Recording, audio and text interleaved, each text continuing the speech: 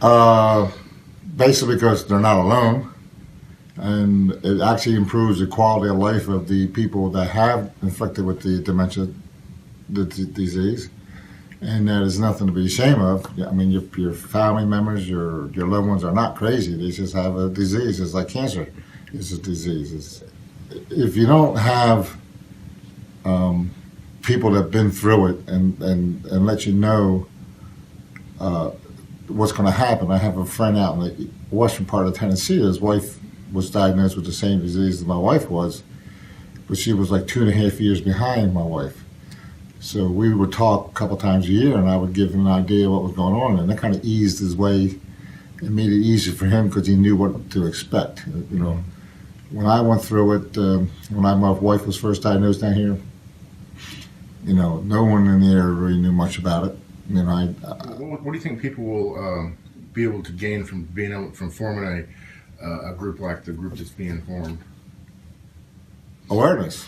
Mm-hmm. You know, knowing what's going to happen, knowing that there is over 70 different dementia diseases out there, and Alzheimer's is number one, but knowing that there is different forms of dementia and different affects different parts of the brain, so people can understand what's going on.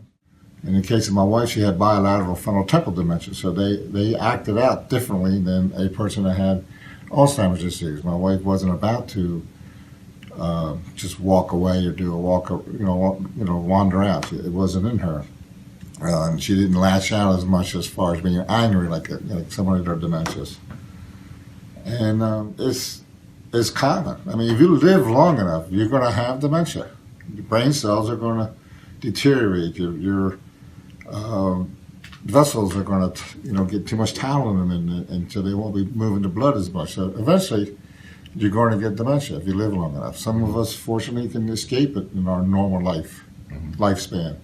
Other ones, as in the case of my wife, she was 54 when she was diagnosed with it. She lasted 10 years. So it's common in our society, and it's becoming more common as we become more aware of what's going on.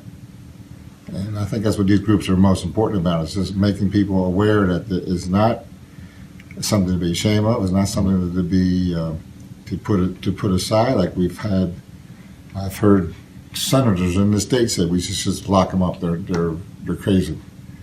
But it's not the case, because there is changes in both lives, definitely. And I mean, your loved ones they have the biggest changes, but there's changes in your lives. You're going to have to learn to feed them differently, wake them up, carry them, move them. You just can't yank them out of bed, because you can dislocate a shoulder easily. You have to be able to be aware if you take them out and they're in a wheelchair to wash other people. I mean, I've been in restaurants where people just push their way through and move the wheelchair, and my wife's in it.